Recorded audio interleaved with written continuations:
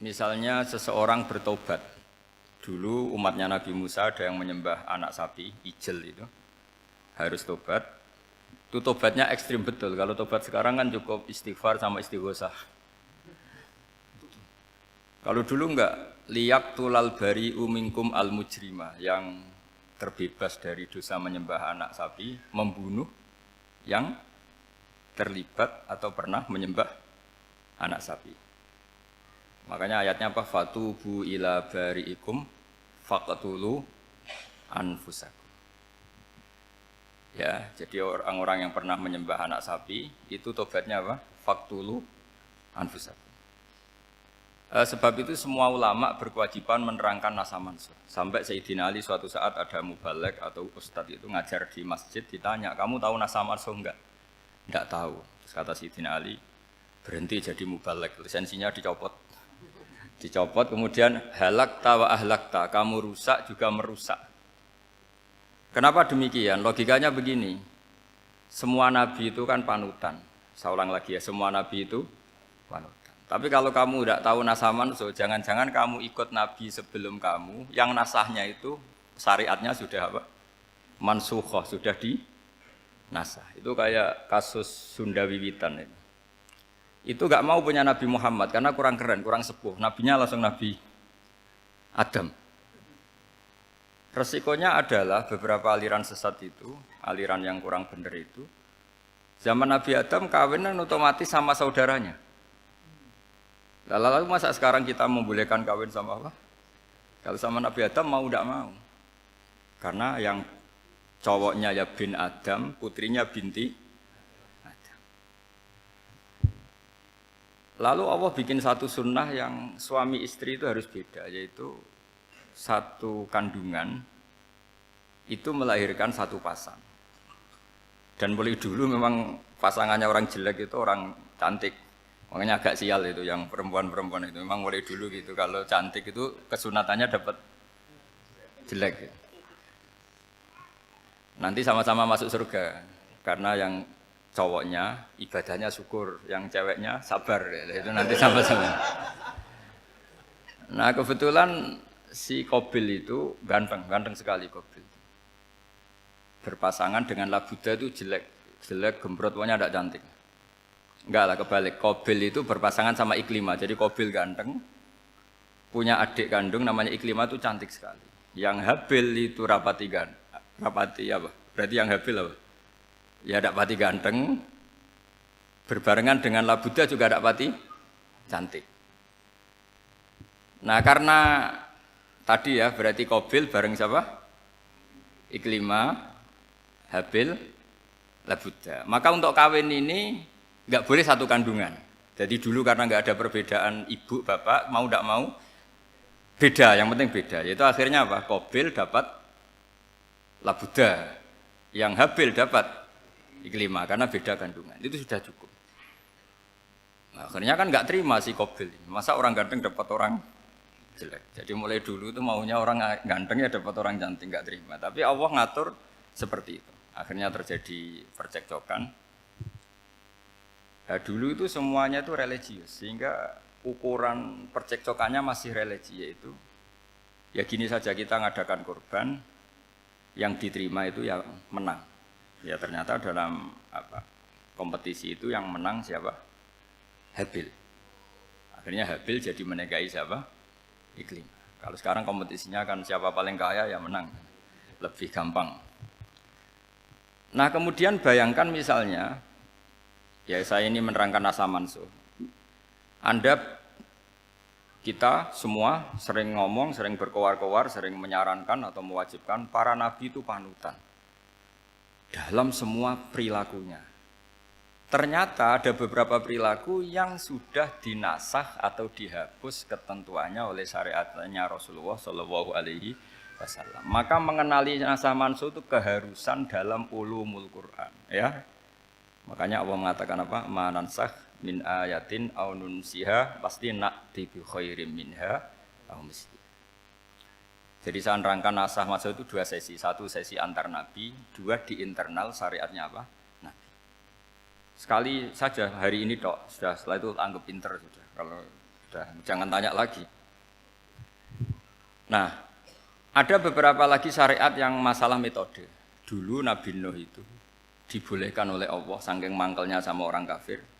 Saya ulang lagi, orang kafir itu kan biadab sekali, nempat buminya Allah, makan rezekinya Allah, kemudian mengkafirkan Allah. Pikirannya Nabi Nuh, orang biadab gini nggak layak hidup, itu pikirannya Nabi Nuh. Kalau dia pakai militer, tidak punya militer, ya pakai langit akhirnya. Pakai kekuatan langit, beliau berdoa, Rabbi la tadzar alal ardi minal kafirina dayyar. Innaka intadzarhum yudillu ibadaka wa la yalidu illa fajirong kafar. Ya Allah, mereka ini orang-orang kafir, padahal pakai bumi engkau, pakai rezeki engkau, matikan semua saja. Jangan sisakan satu pun. Karena kalau masih sisa, nanti anak turunnya ya gitu. Gennya gendo ya pasti melahirkan gendo. Gen, wa la yalidu illa fajirong kafar. Kalau kamu sisakan pasti melahirkan generasi gendo lagi, kafir lagi. Dituruti sama Allah. Kecuali orang 80 yang ikut Nabi Nuh. Nah, orang 80 yang ikut Nabi Nuh ini selamat karena iman. Maka generasi yang sekarang ini termasuk saya semua ini semuanya turunan orang iman. Maka kita ini punya dua status. Satu, Allah kadang manggil kita ya Bani Adam karena faktanya kita turunan Nabi apa? Adam. Panggilan kedua adalah dzurriyyataman hamalna ma'nuh. Orang-orang sekarang itu pasti turunan orang yang ikut perahunya Nabi Nuh. Jadi nasab kita ini sudah steril. Sudah tidak ada nasab lewat kafir karena yang kafir sudah habis. Semua orang sekarang itu turunan Nabi Nuh, yaitu disebut apa? Dzurriyyataman hamalna ma'nuh. Yaitu sekitar orang 80. Nah, oleh Allah Subhanahu wa taala syariat seperti ini pernah dituruti, yaitu akhirnya mereka mati semua kecuali orang 80 yang mukmin. Tapi uniknya Allah apa? Era Rasulullah SAW, Nabi kita Nabi Muhammad itu diutus rahmatan lil alamin. Ketika Nabi didustakan, diusir, disakiti, malaikat gunung, beberapa malaikat sing ahli adab spesial eksekutor lah kira-kira gitu. Muhammad, kamu bilang saja ke saya, kalau kamu ingin orang-orang Mekah Bujal CS saya hancurkan. Tapi apa kata Nabi? Saya berharap kalau mereka belum iman, anak cucunya iman. Karena bagaimanapun sperma ya atau calon bayi atau calon keturunan itu kan ada fi aslabir rijal atau fi zuhurir rijal. Jadi kalau dalam ilmu agama itu gen manusia itu disimpan di zuhurir rijal di punggung lelaki. Nanti dipindah ke arhamin nisa. Logikanya gini. Ini dengerin ya. Logikanya gini, misalnya Abu Jahal. Abu Jahal itu di situ ada orang namanya Ikrimah. Itu anaknya Abu Jahal. Itu orang mukmin. Akhirnya ya jadi orang alim. Abu Lahab itu di rahimnya di punggungnya ada perempuan namanya Darroh. Akhirnya juga orang apa? Mukminah. Saya berikan contoh. Khalid bin Walid itu anaknya Walid. Walid itu musuh besarnya Rasulullah. Tapi di punggungnya ada orang bernama Khalid. Ini dengerin. Nah di punggung ini kira-kira Allah sudah tahu apa belum? Jawabannya sudah tahu. Artinya kalau ini mati atau kamu bunuh, kamu sebenarnya nggak bunuh orang kafir saja, bunuh calon orang mukmin yang sekarang masih bersemayam di punggungnya orang-orang kafir. Jadi bisa saja orang yang sedang kafir itu ada sekian calon generasi yang suatu saat mukmin. Itu syariat yang diajarkan ke Rasulullah SAW. Karena kasofnya Nabi, kasof itu satu kondisi di mana seorang Nabi itu dipertontonkan sesuatu yang enggak kelihatan. Itu dalam bahasa Arab kasof atau mukasyafah. Nabi dipertontonkan ternyata banyak orang kafir yang di punggungnya itu ada calon generasi mukmin atau muslim. Akhirnya Nabi enggak berani. Jangan bunuh. Mungkin bapaknya ada iman tapi anaknya iman. Betul, Abu Jahal punya anak Ikrimah, Abu Lahab punya anak Darroh, Walid punya anak siapa? Khalid. Itu mirip seperti kita, bapak era sholat, anak ETPK sholat, akhirnya bapaknya katut sholat. Banyak enggak di Indonesia, bapaknya tidak bisa baca Quran, anaknya hafid. Nah, itu kalau bapaknya kamu habis, tidak ada yang meselin. Makanya biarkan hidup saja. Nah, artinya gini, andaikan tidak ada ulama yang menerangkan nasa mansuh, dikira syariat Nabi Nuh itu abadan mu'abbadat, selamanya lama. Sehingga main teror sama orang kafir sah berdasar Nabi Nuh, padahal kita sudah ganti Nabi. Yaitu syariatnya Rasulullah SAW masyhur itu ketika Nabi ngendikan Saya tidak minta mereka dihukum, tapi ya Allah saya minta Allah mahdi qaumi fa innahum la ya'lamun. Mereka kafir itu karena tidak tahu. Sehingga ada periode. Loh kalau perang itu beda, perang itu konteksnya duel, itu tidak harus sama Abu Jahal, Abu Lahab. Ada penjahat mau bunuh kamu wajib perang enggak? Wajib. Penjahatnya meskipun muslim apa harus kafir? Meskipun muslim. Maka kata ulama fikih sebetulnya perang duel itu bukan syariat muslim sama kafir tok. Masih muslim sama muslim, misalnya ada orang mau merkosa istri kamu, terus dia pamit gini, saya muslim loh, beri hak loh. Enggak bisa. Saya penjahat loh, muslim, jadi kamu enggak boleh merangin saya, ngelawan saya kan muslim. Enggak bisa, tetap harus dilawan. Makanya kata ulama-ulama fikih, pertarungan sama musuh itu tidak harus sama orang kafir. Orang muslim pun yang mengganggu kehormatan kita, misalnya mau merkosa istri Anda, itu harus dilawan. Makanya Nabi ngendikan mangkutila duna mali fahuwa syahid, mangkutila duna harimi fahuwa syahid. Orang yang mati karena membela kehormatan keluarganya atau hartanya, maka dia mati syahid. Dan penjahat yang mati ini muhaddarun damu, diabaikan sehingga enggak kena kisos, membunuhnya enggak kena. Misalnya ada penjahat mau bunuh kamu duel menang. Kamu enggak kena kisos karena ini muhaddarun damu, diabaikan kehormatannya. Padahal dia muslim, apa? Muslim. Ini perlu. Jadi ini mengaji ini agak jelimet tapi gampang. Kan kalau paham enggak paham selesai, jadi anggap aja selesai itu. Sehingga kalau enggak ada nasa mansuh, maka orang selalu berpikir, pokoknya yang penting ikut Nabi. Nah itu bahayanya kalau Anda tidak tahu detail, jangan-jangan syariat yang kamu ikuti itu syariat yang sudah berstatus mansukhoh, telah dicabut. Dan itu banyak. Makanya kata Sayyidina Ali ketika ada orang ngajar gak tahu nasa mansuh, halakta wa ahlakta, kamu rusak dan merusak orang lain. Seperti tadi pernah ada kawin itu satu turunan, yaitu era Nabi Adam. Masa kita sekarang kawin sama satu turunan, kan gak mungkin. Ya kan, pernah ada membumi hanguskan orang kafir, yaitu syariatnya Nabi Nuh, itu dihapus oleh syariatnya Nabi Ibrahim dulu. Yaitu Nabi Ibrahim menghentikan apa? Faman tabi'ani fa innahu minni wa man asoni fa innaka ghafurur rahim. Ya, kalau orang ikut saya ya Allah ya pasti golongan saya. Kalau yang masih maksiat, masih balelo, saya berharap engkau ampuni. Akhirnya banyak orang kafir tobat. Coba era Rasulullah itu semua orang kafir Mekah itu kafir. Nabi belum wafat. Itu sudah ada 114.000 mukmin semua. Jadi Nabi menangi mayoritas orang menjadi mukmin dari mayoritas kafir, yaitu disebut wara'aitan nasa yadkhuluna fi dinillahi afwaja. Andai kan Nabi Muhammad pakai syariatnya Nabi Nuh, bisa enggak mengislamkan orang sebanyak itu? Enggak bisa kan? Maka ini penting mengenali nasah mansuh. Jadi periode cara wong Jawa maksud no tuntas. Robila tadar itu, pasot tuntas itu, menghabisi itu habis di periode Nabi siapa? No, syariat itu sudah enggak dipakai lagi. Yang dipakai apa? Faman tabi'ani fa innahu minni wa man asoni fa innaka ghafurur rahim. Lah Nabi Muhammad ini nabi yang kena khitab anit tabi' millata Ibrahim hanifah.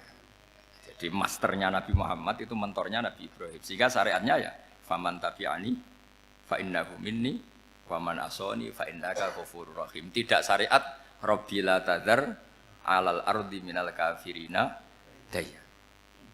Jelas ya. Jadi mengenali nasa mansuh itu penting sekali karena kalau enggak Anda halakta wa ahlakta, kamu merusak diri kamu sendiri juga merusak orang lain. Karena menfatwakan hukum yang sebetulnya sudah berstatus mansukh, hanya berdasar itu kan syariatnya nabi-nabi dulu. Syariat yang apa? Syariat yang enggak pernah terhapus hanya satu, usuluddin, yaitu tauhid, itu sama. Tapi kalau syariat itu beda-beda atau furu'iyah itu beda-beda. Yaitu tadi saya beri contoh era Nabi dulu kalau ada pakaian najis dipotong, dibuang. Era Nabi Muhammad dicuci. Orang kafir dihabisi oleh langit.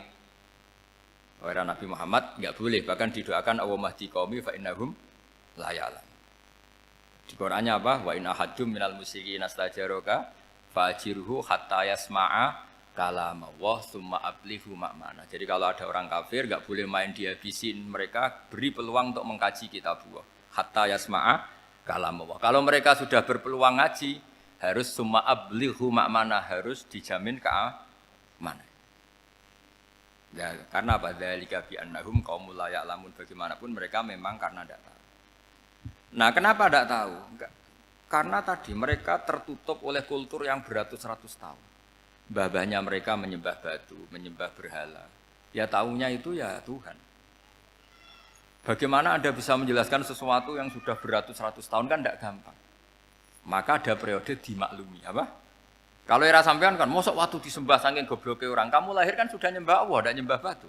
Bayangkan kalau kamu jadi mereka.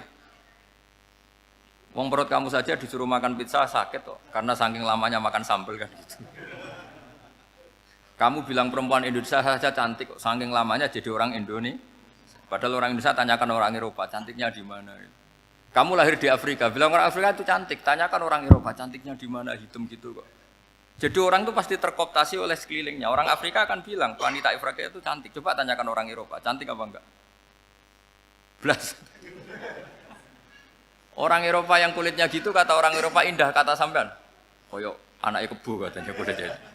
Jadi orang itu akan terkooptasi oleh sekelilingnya. Bayangkan kalau semua orang nyembah berhala, terus kamu enggak, alasan kamu apa? Kan menentang mayoritas. Dan itu berat. Maka dimaklumi oleh Allah, dzalika bi annahum qaumul la ya'lamun. Piye meneh panjenengan roh. Nah, pemakluman ini yang mulai sekarang terkikis. Orang main pukul saja enggak mau ngaji. Enggak mau ngaji Quran secara kafah. Jadi fatwanya Islam kafah tapi ngajinya Quran enggak kafah. Ngambil 1-2 potongan ayat dipakai dalil. Jadi Islamnya inginnya kafah tapi ngajinya Quran enggak. Kalau kafah ya hafal 30 juz itu. Kalau mau ya, kalau mau kafah ya hafal berapa? 30. Makanya saya sering bilang, saya sering dinasihati orang karena belum tahu saya ini hafal Quran. Bapak harusnya Islam itu kafah. Kata saya ya dimulai dari konsep Islam itu kafah dulu, apa ya hafal Quran secara kafah. Jadi ini penting saya utarakan. Bahaya sekali orang mengenali Islam tanpa mengenali nasah mansuh. Karena beberapa syariat Nabi sebelum kita itu berstatus mansukhah.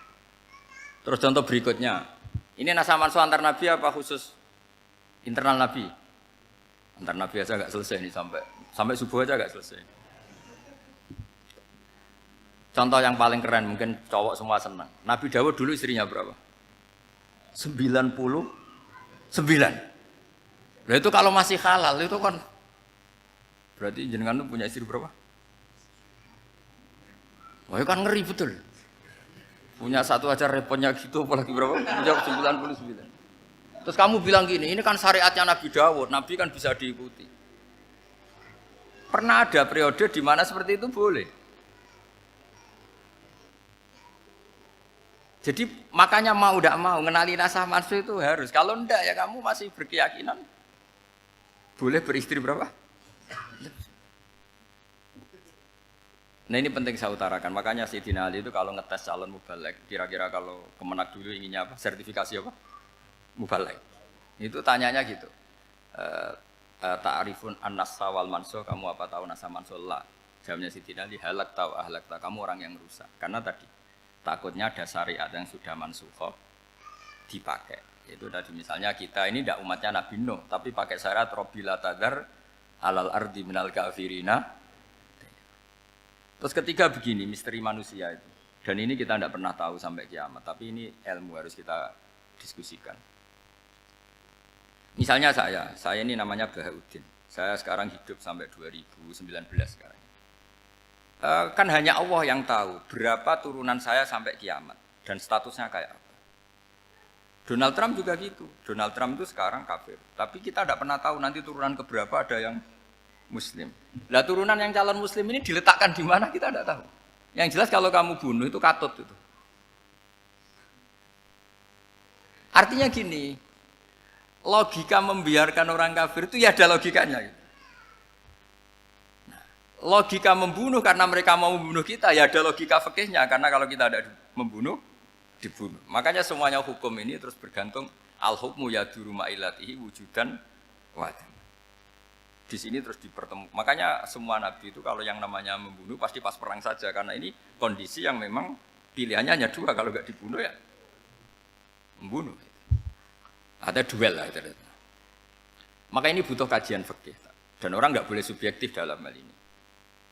Saya ulang lagi, tidak boleh subjektif karena tadi Orang yang kamu katakan sekarang misalnya Zaid, kamu itu bodoh sekali. Kenapa bodoh? Nggak hafal Quran, nggak pernah kuliah, nggak pernah ngaji. Ternyata Zaid ini bersemayam calon anak yang alim alama hafal Quran. Namanya Umar, tapi masih jadi sperma. Suatu saat Zaid itu punya anak alim alama. Kan banyak orang nggak bisa baca Quran punya anak hafid. Banyak nggak di Indonesia? Banyak nggak petani yang punya anak dekan? Petani punya anak dekan. Yang dekan punya anak naik kelas saja susahnya bukan main. Banyak kan? Nah ketika dibalik nanti ada dekan punya anak goblok, yang petani punya anak dekan, pinter mana? Kita tidak pernah tahu. Makanya ini kan, ya sudah kalau nggak pernah tahu ya bilang saja wallahu alam kan selesai. Daripada keminter keliru kan ada wallahu alam. Makanya cerita favorit guru saya, Kiai Haji Maimun Zubair itu punya apa namanya Kiai Zubair. Itu cerita favoritnya itu ada santri namanya Soleh. Soleh itu alim alama. Orang Madura itu cara berpikir kan kalau kiai saja alim seperti itu apalagi bapaknya. Pas bapaknya main ke pondok, santrinya ada ribuan. Bapaknya main ke pondok itu. Sholat itu ya gak bener. Gak sesuai sunnah Rasul lah kira-kira gitu. Sudah sholat itu gak bener apa-apa gak bener. Masih ditakwil sama santri Madura karena orang Madura itu kultus. Mungkin khilaf. Khilaf itu satu khusus, pokoknya perlakuan khusus. Suatu saat saking bodohnya orang itu kenceng tuh pinggir musola. Wah ini nggak bisa ditakwil lagi, akhirnya nggak bisa ditakwil tuh nggak. Wah ini sudah nggak bener ini, nggak bener. Singkat cerita santri tadi nggak kuat matur ke kiainya, Pak Yai, jenengan sealim itu kok bapaknya segoblok itu. Kenapa? Ya, dia kencing pinggir musola. Oh bapak saya itu pinter sekali. Kok bisa? Karena beliau yang memutuskan saya mondok sampai saya jadi alim alama seperti ini. Yang bodoh itu mbah saya. Bodoh itu bahasa saya kan. Artinya gini, sekarang misalnya Anda dekan atau Anda rektor atau Anda profesor atau Anda kiai top mubalek kondang. Anda mubalek kondang terus punya anak gobloknya bukan main atau apalagi anaknya ketangkep KPK. Yang satu anaknya orang bodoh jadi dekan. Kalau kompetisi ini pinter mana coba? Ada ahli metodologi tapi anaknya itu terlibat narkoba. Yang ini petani utun. Anaknya dekan, kira-kira kalau dikompetisikan pinter mana? Anaknya pinter petani tadi gitu. Yang ketika petani kamu vonis bodoh gitu. Tapi siapa tahu kalau ini menyimpan calon. Paham ya? Kita tidak pernah tahu. Makanya Quran selalu ngajari dalam ilmu sosial itu wa in adri la'allahu fitnatul lakum wa mata'un ila. Dalam ilmu sosial itu kita harus jawab tidak tahu. Karena mudah. Makanya saya tadi pagi ngaji di direktorat saya bilang, saya pernah diprotes orang, Gus kamu udah jelas, 01 apa 02. Ya saya jawab, manusia itu makhluk yang paling gak jelas. Gitu. Sekarang soleh suatu saat bisa saja gak soleh. Yang sedang gak soleh suatu saat soleh. Sesuatu yang mungkin rubah kok kamu fanatik itu gimana? Nalarnya itu gimana? Coba kita tahu dulu, Wahsy itu pembunuh Hamzah, akhirnya mati mukmin ya enggak? Padahal orang yang sangat dibenci Rasulullah karena membunuh Sayyid siapa? Hamzah. Sa'labah yang tukang itikaf di masjid akhirnya su'ul khatimah. Kita tidak pernah tahu. Nah kalau nggak pernah tahu ya tidak usah terlalu fanatik biasa saja. Kayak jenengan seneng saya itu ya saya tidak tahu sampai kapan ya tidak tahu. Saya seneng sampai kapan ya tidak tahu. Kayak suami istri itu. Pas nikah harmonis bulan madu sampai kapan bertanya. Yang jelas paling awet itu pasangan jelek itu pasti nggak awet. Makanya jadi guyonan tuh. Pasangan tuh jangan baik-baik gak awet. Kalau jelek itu awet. Ternyata maksudnya cantik sama ganteng. Itu suatu saat pasti jadi jelek. Yang jelek sama jelek pasti jelek terus. Makanya jadi guyonan. Kalau pasangan jelek itu awet katanya. Tapi kalau pasangan baik, ternyata baik wajahnya itu pasti gak awet. Suatu saat pasti jelek. Tapi yang jelek awet. Karena mulai dulu ya jelek sampai itu. Awet jeleknya maksudnya bukan. Ya jelas ya, jadi saya mohon sekali ini ilmu. Sampai ndak urusan, ini bukan urusan cocok ndak cocok, tapi ilmu. Ilmu harus kita dengar bahwa syariatnya para nabi itu yang sifatnya furu'iyah, tidak usuliyah, tidak tauhid itu potensi rubah. Sehingga mengkaji nasab mansukh itu satu keharusan seorang ulama. Makanya setiap ada syariat nabi, hal hadis syariah mu'abbadah amla, mansukhah amla. Karena potensi itu tinggi. Kita tahu dulu semua nabi sholat menghadap apa? Baitul Maqdis. Era Rasulullah dipindah ke Ka'bah. Tapi kalau kamu katakan total Baitul Maqdis ya tidak juga. Nabi Ibrahim mulai dulu madhabnya ke Ka'bah. Tapi kalau Nabi Musa ke Baitul Maqdis. Terus kamu bilang ini 0102 ya ada memang syariat jadi sesuatu yang furu'iyah. Nah, kenapa ini furu'iyah? Jawabannya sederhana. Ketika seseorang menghadap Ka'bah itu menghadap batu apa menghadap Allah? Allah. Ketika menghadap Baitul Maqdis hakikatnya menghadap Allah apa menghadap Baitul Maqdis? Allah. Maka menghadap Ka'bah itu sebenarnya masalah furu'iyah. Yang masalah usuliyah adalah inni wajjahtu wajhiya lilladzi fataras samawati wal ardh. Yang permanen adalah menghadap Allah Subhanahu wa ta'ala. Cuma secara prosedur syariatnya secara zahir menghadap Ka'bah. Maka potensi rubah karena ternyata itu furu'iyah, untuk kiblatnya itu furu'iyah. Yang permanen adalah menghadap ke Allah Subhanahu wa ta'ala. Ini pentingnya. Jadi terus sekarang masih antar nabi apa di internal nabi? Ini sudah mau selesai waktunya, sudah habis ini. Internal. Ini sudah selesai, ini sudah pas ini. Mohon Pak Andi. Wah.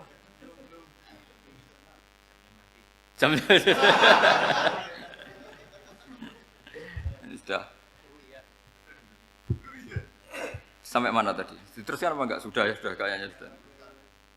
Biar kelihatan cerdas terus. Sekali pertemuan sudah pinter gitu. Berapa? Setengah jam sudah pinter. Yang internal Nabi apa antar Nabi?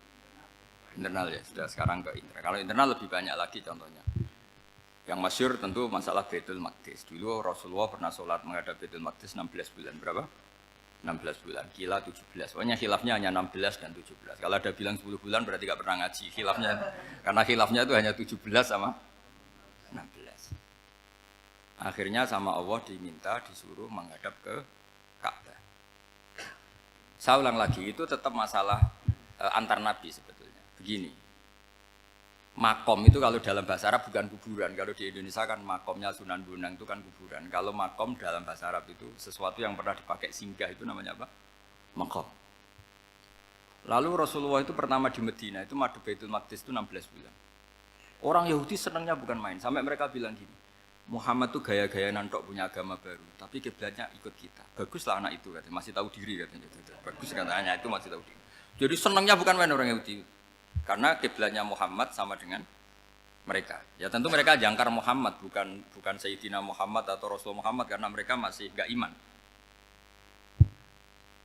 Nabi itu ya agak tersiksa karena beliau secara gen turunan Nabi Ibrahim dan kiblatnya Ibrahim itu Ka'bah. Agak tersiksa tapi sami'na wa ata'na tetap madhab ke Baitul Maqdis berapa? 16 bulan. Suatu saat Nabi Muhammad itu disuruh madhab Ka'bah. Ini dengerin. Akhirnya madhab ke Ka'bah. Apa yang terjadi? Orang Yahudi komentar gini, Muhammad itu gimana? Dia di perantauan, rindu sama keluarganya. Terus rindunya itu diaplikasikan jadi perilaku agama. Jadi dia madhab Ka'bah dianggap kangen. Kayak saya kan orang Rembang. Rembang itu apanya Jogja? Timurnya apa-apanya? Enggak, Jakarta itu mana Jakarta itu? Barat sana ya.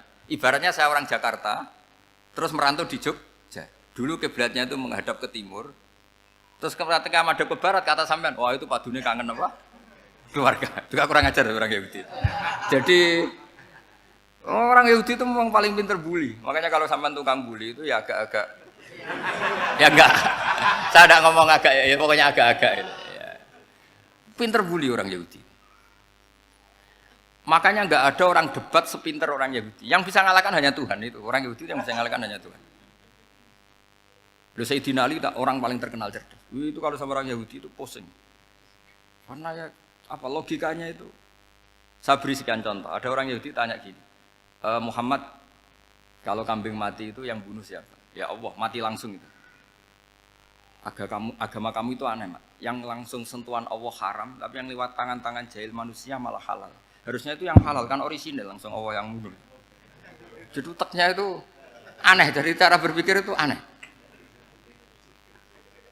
Nah cara sampean ini kan, nak halal pangan kue. Tapi Nabi kan nggak boleh bertutur kata kasar gitu. Kalau yang jadi Nabi saya untalan ngono kan gitu. Tapi Nabi kan nggak boleh kasar. Jadi Nabi itu problem karena nggak boleh apa? Kasar. Kalau kita kan gampang, wis nak halal untalan kan selesai apa? Tapi Nabi nggak boleh kasar gitu. Jadi nggak Nabi, nggak sampean itu kan enak. Mau keliru ya pantas, mau apa saja pantas. Karena kan nggak panutan. Kalau Nabi nggak bisa. meluruskan kebenaran itu harus tetap sesuai akhlak. Ya, jadi agak kerepotan. Makanya punya Umar alhamdulillah ada yang nggak perlu aturan itu. Jadi enak.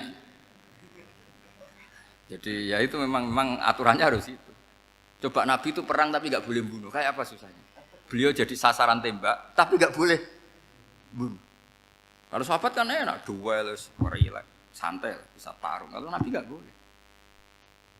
Makanya Nabi meskipun ikut perang terus nggak ada sejarah orang yang dibunuh.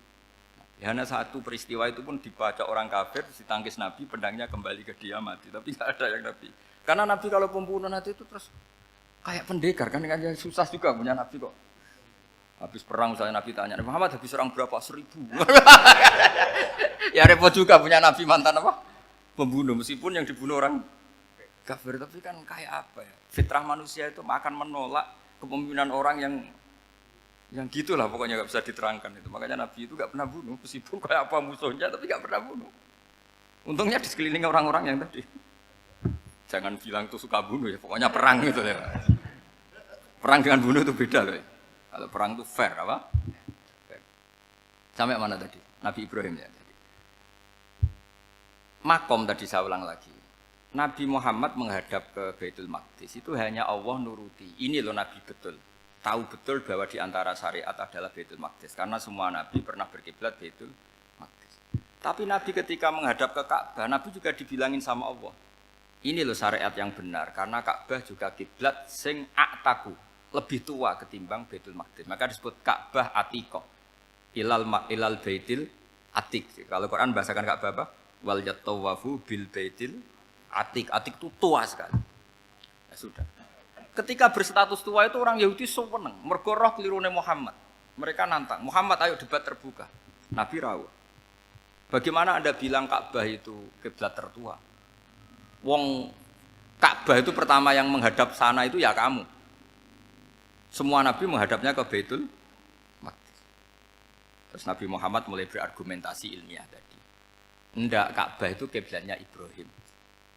Jadi Ibrahim dulu itu yang mulai dulu kiblatnya itu di Ka'bah. Terus orang itu tanya, buktinya apa? Terus dijawab, fihi ayatum bayinatum maqam Ibrahim. Ternyata di situ ada jejak kakinya Nabi Ibrahim, yaitu batu yang diinjak beliau ketika bangun Ka'bah.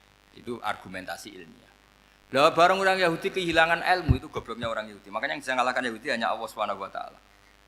Luang Ibrahim saja golongan kita, pengikut kita. Ibrahim itu pengikut Yahudi. Wah, itu Nabi mulai senyum-senyum, mulai tertawa-tawa. Wah, itu goblok orang terdidik. Karena itu ibaratnya kayak kamu bilang Soekarno itu pengagum Puan Maharani. Kira-kira seperti itu. Soekarno itu pengikut Puan. Karena Yahuda itu Yahuda bin Yakub bin Ishak bin Ibrahim. Saya ulang lagi ya, nasabnya Yahudi apa? Yahuda bin Yakub bin Ishak bin Ibrahim. Jadi Ibrahim itu mbah keempat dari Yahuda. Tapi karena mereka kalah debat, Ibrahim itu pengikut Yahudi. Itu sama dengan bilang apa? Soekarno itu pengikut Puan Maharani. Itu kan jadi aneh. Atau Gus Dur pengikut Mbak Yeni. Atau Basim Asari pengikut Mbak Yeni. Itu kan aneh. Wah, akhirnya sama Allah diingatkan. Makanya ada ayat ha antum haula hajjatum fi malakum bi ilm falimatu hajuna fi ma laysa lakum bi ilm. Perjanjian debat ini semuanya harus ilmiah. Tapi kenapa perdebatan Anda malah ndak ilmiah? Akhirnya orang Yahudi iftaduhu, malu semua. Wah, semuanya Muhammad itu satu-satunya kekalahan orang Yahudi. Tapi ayat-ayat seperti ini itu enggak populer. Ayat ha antum haula'i hajjastum fi malakum bi ilm falimatu hajuna fi ma laysa lakum bi. Jadi Islam betapa hebatnya Islam. Kalau debat harus ilmiah. Dan Kanjeng Nabi menantang, ini perjanjian kita debat ini ilmiah. Kenapa sekarang jadi tidak ilmiah? Yaitu kamu mengatakan Ibrahim itu pengikut Yahudi. Padahal Ibrahim dengan Yahudi itu dulu Ibrahim. Makanya ya semat kalah, man. Tapi tetap ra Islam. Tapi nah, makanya terus Ka'bah dibuktikan ketuaannya lewat apa? Fihi ayatum bayinatum maqamu Ibrahim. Itu bukan makam kuburan. Karena makamnya Nabi Ibrahim tetap di Hebron, tempat Palestina. Kira-kira itu Palestina. Jare Israel yo ning Israel, mbah menang di. Jare ning Israel yo ning Israel, jare Palestina ning. Saya pernah ziarah ke sana di Hebron. Di makamnya Nabi siapa? Ibrahim. Jadi jelas ya. Jadi nasa mansuh itu ketentuan yang dikehendaki Allah Subhanahu wa taala untuk menguji loyalitas manusia, menanggalkan semua akalnya. Makanya saya mohon sekali siapapun yang ngaji saya dimanapun, sekali-kali manusia itu harus menanggalkan akalnya. Sekali Anda pakai akal, maka Anda akan ingkar dengan nasa mansuh. Nasa mansuh itu hukum yang direvisi, yang dibatalkan. Makanya orang Yahudi lagi-lagi pinternya orang Yahudi. Merovokasi orang-orang yang Islamnya belum kuat, diprovokasi gini. Ungzuru ila Muhammadin tahayyara fi din yukhillu yauman wa yuharrimu ukhra. Lihat itu Muhammad, dia kebingungan cara beragama. Kadang bilang A, besok bilang B. Jadi nasa mansuh dianggap satu bentuk kebingungan. Gak kurang ajar tapi. Wah, akhirnya sebagian orang yang murtad. Makanya nasa mansuh itu satu peristiwa yang menjadikan banyak orang murtad. Karena diprovokasi orang Yahudi bahwa itu bentuk kebingungan Muhammad. Akhirnya terus saya qulu sufa minan nasi ma wallahum al-qiblatimul lati kanu alaiha. Nah, kelirunya orang Yahudi adalah ternyata nasa mansuh yang dipilih Rasulullah itu semuanya ada di Taurat dan Injil. Termasuk di Taurat dan Injil disifati dan Nabi yusolli ilal qiblatin, bahwa Nabi ini akan bersolat dengan dua kiblat. Makanya tetap ditantang. Kul fa'tu bitaurati fatluha in kuntum shadiqin. Kalau kamu tidak percaya bahwa saya ini orisinil, ayo bareng-bareng mengkaji Taurat. Tapi mereka tidak siap mengkaji Taurat. Karena Taurat semuanya mendukung Rasulullah Muhammad SAW. Fatluha in kuntum shadiqin. Makanya ini penting sekali ngaji. Jadi perdebatan itu macam-macam. Dan itu pinternya orang Yahudi. Ungzuru ila Muhammadin tahayyara fi dini yukhillu yauman wa yuharrimu ukhra. Ini penting sekali. Makanya nasa mansuh itu uji loyalitas. Itu Imam Malik kalau mencontohkan ke Imam Syafi'i. Saya berisikan contoh fikih. Ini saya melanggar waktu ini. Ini sudah berapa? Saya yang tidak mengesahkan diri saya. Ya misalnya ini ya, ini kertas saya bawa ya, ini kertas saya bawa. Terus ini tak kasih uang misalnya, uang 100.000. Atau kalau contoh Imam Syafi'i dulu dididik Imam Malik begini. Ya Syafi'i, kalau kamu punya 2 budak, 2 pembantu, kalau dulu kan masih ada budak, 2 pembantu lah kira-kira. Seneng mana, yang cerdas sama yang goblok? Seneng yang cerdas. Kalau yang nurut sama yang bantahan, seneng yang nurut. Lah yang nurut itu yang goblok. Makanya tinggal dibalik saja. Kamu tak beda ya. Seneng mana punya istri yang cerdas apa yang goblok? Coba jawab. Atau ibu-ibu, mbak-mbak ini, seneng mana punya suami yang cerdas atau yang goblok? Kalau cerdas gak bisa diakali, tapi goblok nurut tapi ya kadang sini-sini kan. Nah, itu kan antar manusia. Masalahnya kita menghadapi Allah Subhanahu wa taala yang semua kita pasti bodoh. Kita menghadapi Allah Subhanahu wa taala yang semuanya kita pasti bodoh. Allah jelas ngendikan wa kanal insanu dzaluman jahula. Manusia itu banyak dolimnya. Dolim itu sifat mubalaghah. Kalau orang dolim sekali dolim, kalau sering zalum, kalau jahil biasa jahil, kalau banget jahile jahul. Bahasa Arab kan gitu memang. Ghafir, pengampun biasa. Kalau ghafur selalu mengampuni. Syakir, makanya sifatnya Allah Ta'ala ikut wazan fa'ul semua. Ghafur, syakur. Atau diikutkan wazan fa'al. Kalau goblok biasa jahil, goblok banget jahal kan itu. Kafir biasa kafir, kalau kafir banget kafar. Ya, jadi wazan balaghah itu bisa fa'al, bisa fa'ul ya. Kafirin kafar atau kafur, paham ya? Malah ngaji nahwu. Ya tapi ini memang perangkatnya ya. Ini kan perang mau tidak mau. Makanya misalnya Allah tidak suka kulla kafarin banget kafir ya pak? Paham ya? Kulla khawanin banget khianate. Kalau khain khianat biasa, kalau khawan sering khianat. Lah manusia itu kata Allah apa? Zaluman, wis banget dolime, banget bodoh. Itu kalau yang ngarang hikam mencontohkan tuh gini, manusia itu pas bener saja salah, apalagi pas salah. Jadi manusia itu kata imam yang ngarang hikam itu, man itu kanat mahasinhu masawiyah, fakih fala takunu masawihi masawiyah. Ketika baik saja buruk, apalagi ketika buruk. Coba kalau ada orang dermawan sama teman-temannya, tanyakan istrinya, duit dihambur-hambur, disekno konco ngalono bojo. Mesti gitu. Teman yang sering silaturahim ke teman-temannya, kata temannya baik, senang silaturahim, tanyakan istrinya, oh meninggali wong. Jadi manusia pas baik saja ada buruknya, apalagi pas buruk. Makanya dulu bapak saya ngajarin saya istiqomah ya apik, tapi kadang-kadang nak keterusan itu ora istiqomah ngangkangi orang dia tidak punya kesempatan. Misalnya ada imam masjid ngimami terus sampai tua sampai mau mati. Itu istiqomah apa ndak memberi peluang yang lain? Ndak jawab aja. Jadi itu manusia. Jadi pas baik saja buruk, apalagi pas buruk. Kayak saya gini di sini ngajar baik, tapi saya ada ndak sopannya harus di atas. Padahal banyak orang sepuh, ada Pak On, ada beberapa yang kan terpaksa nggak sopan. Tapi sampean yang nyuruh, berarti sampean yang dosa. Kemarin-kemarin saya minta di bawah supaya ganjaran saya utuh, ini gara-gara begini ganjaran saya ini agak terkredit terdebat itu karena itu. Saya teruskan. Jadi manusia itu punya sisi itu karena manusia itu dzalum dan jahul. Wa kana al-insanu dzaluman.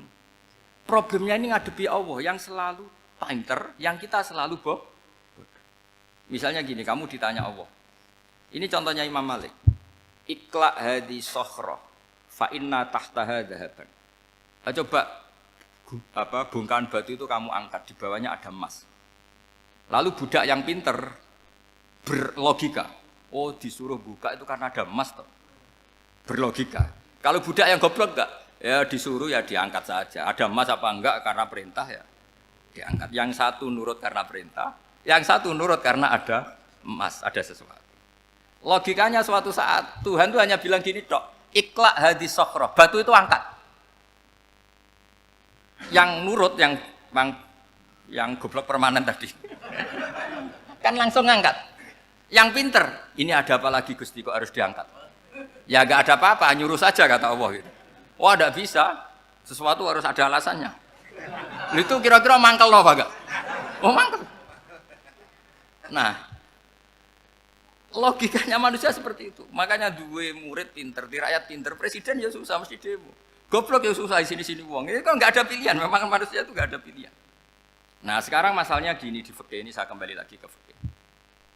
Pertanyaannya secara fikih begini. Misalnya iddah. Iddah itu seorang perempuan ditinggal mati suaminya atau ditinggal atau cerai. Itu kan ada namanya apa? Iddah. Iddah itu memastikan apa tujuannya? Memastikan rahim itu steril dari mani atau sperma zaut awal. Supaya nanti kalau dinikah orang lain tidak terjadi ikhtilatul ansab, nasab. Oke, berarti iddah kita beri argumentasi secara ilmiah li baro'ati rohmi. Jadi misalnya Zaid menceraikan istrinya Sri dalam keadaan masih bisa haid. Iddahnya 3 kali masa suci. Wal mutallaqatu yatarabbasna bi anfusina salah satu guru. Lalu karena secara teori medis kalau haid berarti bukti tidak hamil. Apalagi kalau haidnya terulang-ulang sampai 3 kali pasti tidak hamil. Sehingga kalau nanti dinikahi orang lain pasti kalau ada anak ya anaknya zaud sani atau zaud kedua. Berarti alasan iddah li baro'atir rohmi. Oke, kita sok pinter, sok bijak. Pertanyaannya adalah sekarang sudah baru 1 bulan suaminya di Malaysia nggak pernah ngumpuli. Dicek di medis juga berbukti tidak hamil. Apakah boleh tanpa iddah? Semua ulama mengatakan tidak boleh. Tapi ini kan rahimnya jelas bersih. Ya karena iddah itu nuruti perintah pangeran, pokoknya tetap iddah. 3 kali masa suci. 3 kali masa suci atau masa haid. Itu ada perdebatan ulama. Tapi kan ini terbukti bersih Gus. Meskipun terbukti bersih kata Allah harus iddah 3 bulan atau berapa? Kira-kira 3 bulan, 4 bulan ya tetap harus iddah. Kowe milih mana? Sok pinter, Gusti, berhubung ini. Pangeran mbok terangno gitu. Berhubung. Jadi Tuhan apa mbok wari berhubung Gusti ini jelas steril dari sperma zaut awal, enggak usah iddah Gusti. Sama aja kamu disuruh majikan kamu ikla hadis sakhra, berhubung enggak ada apa-apa, enggak usah ya. Kira-kira mangkel ndak budak yang seperti itu? Mangkel. Maka dibutuhkan kebodohan dalam beragama. Betul itu memang. Makanya Nabi itu unik, pernah bilang itu gini, aksaru ahlil jannah al-bulhu, aki-aki penduduk swarga itu al-bulhu, wong goblok-goblok. Maksudnya goblok yang jenis ini, bukan goblok betulan maksudnya. Maksudnya goblok jenis ini itu ya tetap pinter, tapi pinternya dibuang, pura-pura goblok demi sami'na. Jadi saya misalnya kok pinter dan goblok tadi, sekaligus. Pinter dan goblok. Ya bah, ikla hadis sokhra, fa inna tahta hadapan. Tak angkat, karena saya tahu di bawah ada emas. Tapi di hati saya, sajane ya mergo perintah. Suatu saat kalau disuruh Allah, ikla hadis sokhra, perintah ya tak angkat, ya sudah. Jadi ya pinter ya goblok. Saya tahu namanya perintahnya Allah pasti ada hikmahnya. Hikmahnya iddah adalah li baro'atir rohmi. Tapi hikmahnya jadi kawula adalah nurut perintah Allah, cek tahu alasannya maupun tidak. Enggak, lah di sini ada illatul hukmi untuk membangun kecerdasan, tapi ada loyalitas untuk membangun ubudi, ya bahwa kita ini kawula roh tetap loyal. Makanya tadi pagi saya cerita Sayyidina Umar. Sayyidina Umar kayak apa cerdasnya? Tapi tetap ubudi ya. Yaitu Rasulullah SAW sering dibully orang kafir. Muhammad tuh gaya-gaya nantok. Wong ra oleh nyembah berhala, ra oleh nyembah watu, jebule dekne nyembah Hajar Aswad. Karena dilihat dari jauh kan tetap nyium Hajar Aswad. Coba kalau kamu lihat dari jauh, kamu sujud dari jauh kan kayak sujud sama batu. Makanya Sayyidina Umar karena orang kafir masih cara berpikir gitu, tiap nyium Hajar Aswad itu komentar gedumel. Alim tu annaka hajarun la tadurru wa la tanfa. Walau la anni ra'aitu Rasulullah qabbalaka ma qabbaltuka. Aku roh nak watu ora mandoroti ora manfaati. Kalau saja saya tidak melihat Nabi nyium kamu, saya tidak sudi nyium kamu. Jadi tidak berdoa doa mustajab itu tidak gerutu. Karena apa? Umar tahu ini masalah secara tauhid. Kalau saya doa depan Hajar Aswad nanti dikira syirik karena berdoa di depan batu. Tapi kalau saya tidak nyium nyulayani sunnah Rasul yaitu nyium Hajar wis tengah-tengah nyium sambil gerutu. Itu sudah kompromi. Ya nyium tapi gerutu. Kayak apa? Makanya ya cerdas tapi ya goblok tadi ya cerdas. Itu uniknya Rasulullah. Jadi muji orang pintar ya sudah langit. Tapi Nabi pernah dalam satu hadis mengatakan aksaru ahlil jannah al-bulbu. Aki-aki penduduk swarga itu orang bodoh. Artinya orang bodoh itu bukan bodoh betulan. Enggak. Dia meninggalkan akalnya demi loyalitas ubudiyah. Nah, untuk menutup sesi ini terakhir betul tak tutup setelah ini selesai. Untuk menutup itu bukti begini, perang Badar itu perang yang nggak mungkin dimenangkan umat Islam karena orang kafir itu 1000 dengan pasukan full dengan peralatan perang full. Rasulullah itu tahun kedua Hijriah itu pasukannya hanya 313. Itu pun pedang itu untuk orang 5 itu hanya ada pedang 1. Jadi kalau mau dibaca orang, sih kamu nilai pedangnya aku. Itu kan nggak kebayang perang dalam keadaan seperti itu. Jadi mesti kalah, orang kok mungkin kalah, mesti. Tapi Nabi tetap bilang, saya ini disuruh Allah perang, ya harus berangkat. Yaitu perang Badar. Kata para sahabat, ya Rasulullah ini nggak masuk akal, sudah nggak usah perang, ini nggak masuk akal, mau setor nyawa. Sudah gitu dadaan, nggak ada persiapan. Lucunya apa? Sahabat itu ketika Nabi tetap berangkat. La akhrujanna walau waqti. Nabi menginginkan saya tetap berangkat meskipun sendiri. Setelah Nabi berangkat sekian meter, tuh sahabat ikut semua. Kata Nabi, lah kamu kok ikut? Ya ikut saja. Kata kamu mesti kalah. Ya anggap saja setor nyawa. Demi loyalitas pada jenengan. Itu makanya nggak ada periode sebaik periode sahabat. Tapi yang gerutunya jalan. Karena gerutu ini bawaan ilmiah. Makanya kita loyal sama presiden. Tapi yang nggak cocok ya gerutunya jalan. Tapi bawaan mencintai Indonesia tetap jaga stabilitas. Itu bawaan cinta Indonesia, bukan cinta pejabatnya kadang. Gerutunya jalan, tapi bawaan loyal sama Indonesia tetap mengaku. Bawaan loyal sama Rasulullah tetap ikut perang, bawaan akal karena nggak masuk akal ya gerutu. Dan itu uniknya Quran itu mengapresiasi itu dan dianggap nggak masalah. Saya bacakan ayatnya. Kama akhrajaka rabbuka min baitika bil haqq wa inna fariqam minal mu'minina lakarihun yujadilunaka fil haqqi ba'dama tabayyana ka'annama yusaquna ilal mauti wa hum yanzurun. Peristiwa Badar ada peristiwa kamu itu keluar untuk perang. Sahabat kamu ngikuti, tapi mereka lakarihun, enggak senang sebetulnya. Karena enggak masuk akal. Ya gremeng tapi ya derek. Yujadilunaka fil haqq, mereka mendebat kamu dalam kebenaran. Jadi ya Rasulullah wong perang karuan kalah jenengan lakoni alasane nopo? Lah kok melok? Ya saya harus ikut jenengan Nabi. Itu unik. Kalau orang sekarang mana mau, kalau nggak masuk akal nggak mau melakukan. Coba misalnya istri kamu belajarnya dikurangi, anggap saja petualangan latihan hidup di masa lalu, nggak mau. Padahal petualangan itu hal yang indah. Petualangan itu kan hal yang indah, kan nggak mau.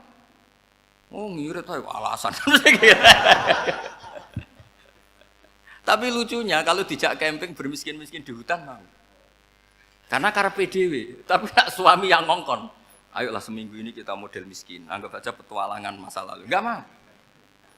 Karena pinter, apa? Coba kalau bodoh. Ya ngono ya apa-apa, Mas. Tapi resikonya nak bodoh, pas kamu sakit ya dibiarin. Karena dia melihat sakit kan biasa, namanya manusia. Makanya ini pilihannya susah, hidup itu malah susah makanya ini.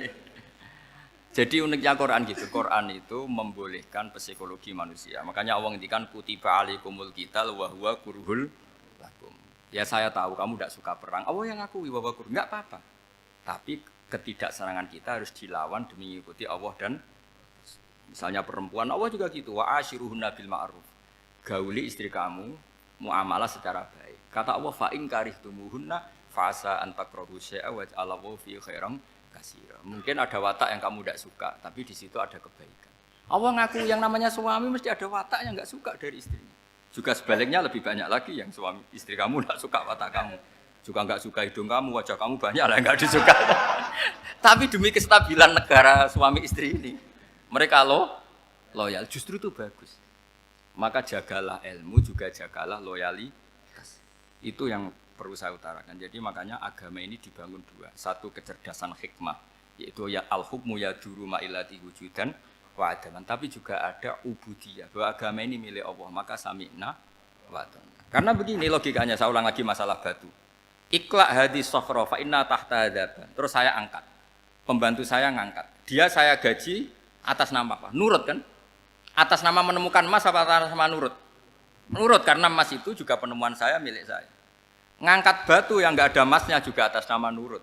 Jadi rapot yang saya berikan ke pembantu saya itu tentang nurut dan tidak nurut. Saya kan tidak peduli dengan cerdas dan tidak cerdas. Itu kan tidak sesuatu yang menguntungkan saya. Nah Allah juga gitu. Kecerdasan kamu, pinter kamu itu tidak menguntungkan Allah Subhanahu wa ta'ala. Karena Allah itu tidak butuh pinter kamu, cerdas kamu. Allah hanya butuh mental ubudiyah kamu. Makanya Allah mensifati nabinya hanya subhanalladzi asra bi abdihi, karena status tertinggi manusia adalah sifat kehambaan. Makanya ya Tuhan nafsul mutmainnah irji'i ila rabbiki radiyatan mardiyah fadkhuli fi ibadi, berstatuslah sebagai hamba baru wadkhuli jannah. Nah kalau kamu berstatus hamba ya harus baik, enggak usah kalian bantah. Coba kalau kamu rasional, ya Allah kenapa bikin surga nanti-nanti? Engkau kan bikin sekarang, ngapain repot-repot nanti? Jadi kacau semua agama. Makanya yang perlu didahulukan adalah status ya Tuhan nafsul mutmainnah irji'i ila rabbiki radiyatan mardiyah fadkhuli fi ibadi, masuklah berstatus sebagai hamba saya. Khasnya hamba tadi ya cerdas, karena semua yang diperintahkan Allah pasti ada hikmahnya. Tapi kecerdasan ini kadang kita tinggalkan demi loyalitas ubudiyah. Assalamualaikum warahmatullahi wabarakatuh.